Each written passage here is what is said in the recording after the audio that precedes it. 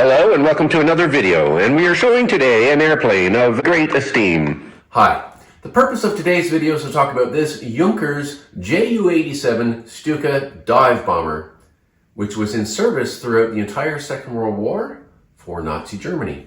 I will also discuss how I used these aircraft on my large-scale model railroad. This model came with my recent haul of COBI aircraft and a tank.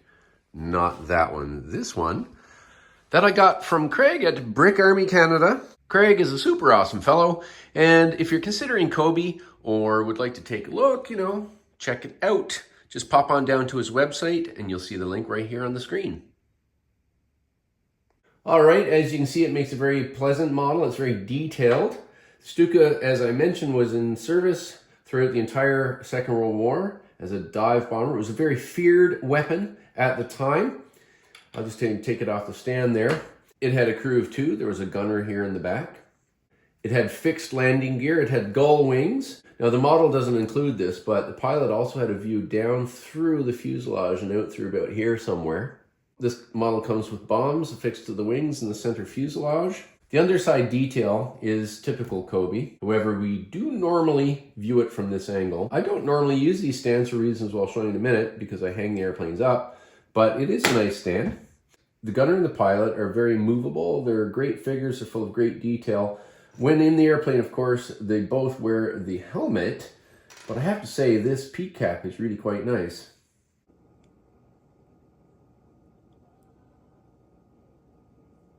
So I'm going to remove the peak cap and put this on simply because I'm going to hang it up with these guys inside the airplane.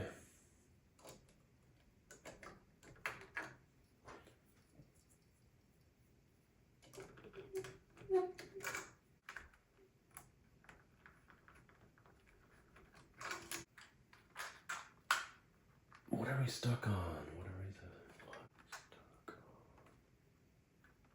Okay, so one thing I'll mention is in putting the guy in the rear seat, I can't get the canopy completely all the way down anymore.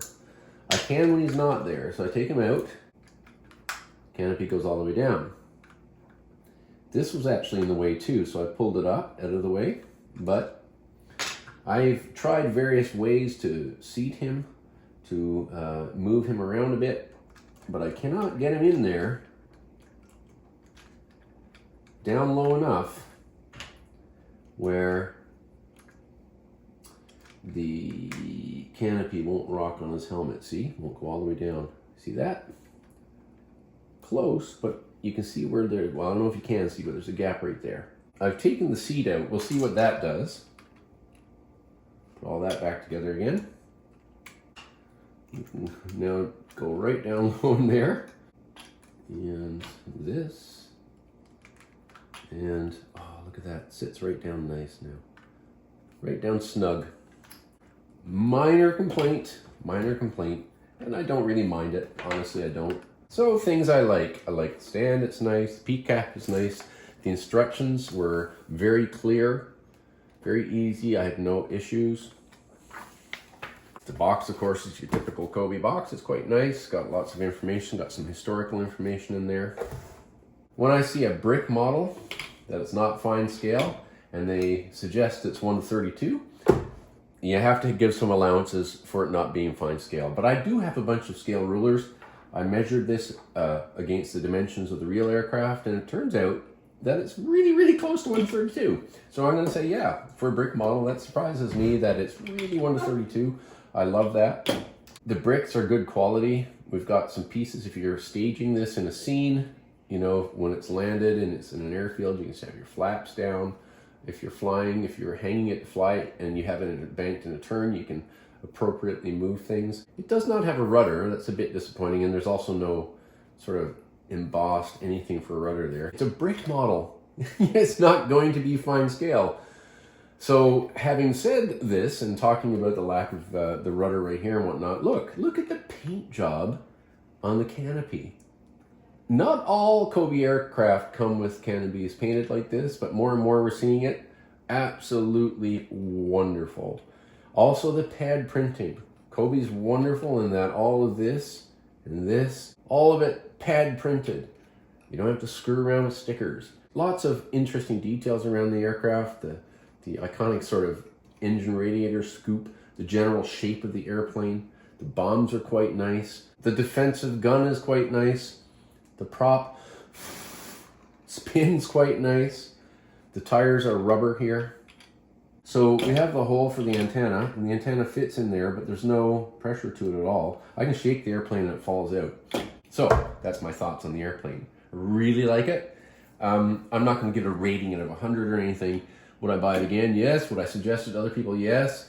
You know, my little nitpicking about certain details, my goodness gracious, Terry, give yourself a shake. It's a brick model. It's so much fun. Now, just for comparison, let's just lean in here and get ourselves a 1:48 scale airplane. There's going to be videos on the 1:48 scale airplanes after this one.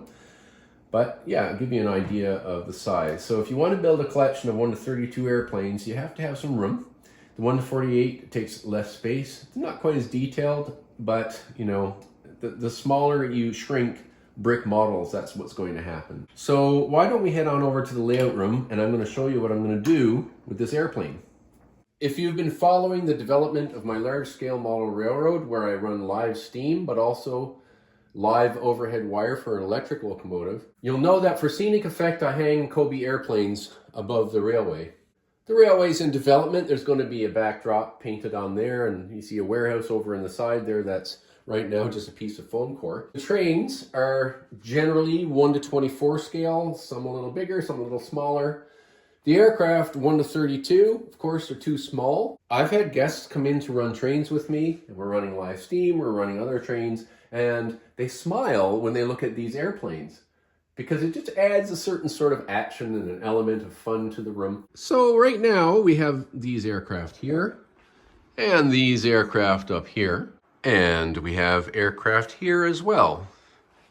Now, for the last 7 months, as I've been building this layout here, I've been staring at the same airplanes, and I thought it's time to change it up a bit. We're gonna have to rotate them.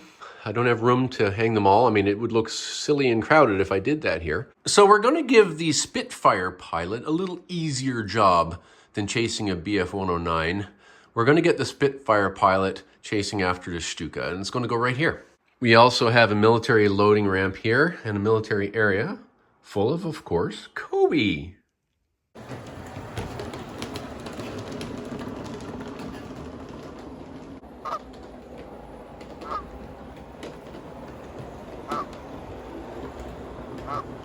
So it's time to temporarily retire the BF-109. And we're going to hang up this airplane now. The trick is to balance it. Figure out, I mean, I usually have to fiddle around a bit. See if it's front heavy or not. There. I think that's going to look good there. These little pieces here were sirens. They had little props on them that spun, so when the plane was in a nosedive, it would make a loud wail, which would, the whole idea of which was to terrify the people on the ground. COBI made this little airplane. I wonder whether or not they could have fixed these little props on there. This airplane is larger and more imposing than the BF-109 was. Oh, Henry, are we being bombed? No, Marge, no. It's just a post-war air show.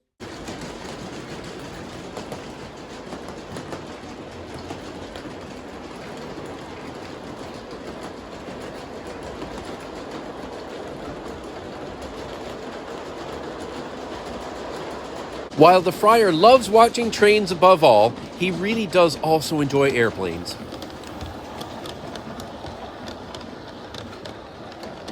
Well, I hope you enjoyed this video.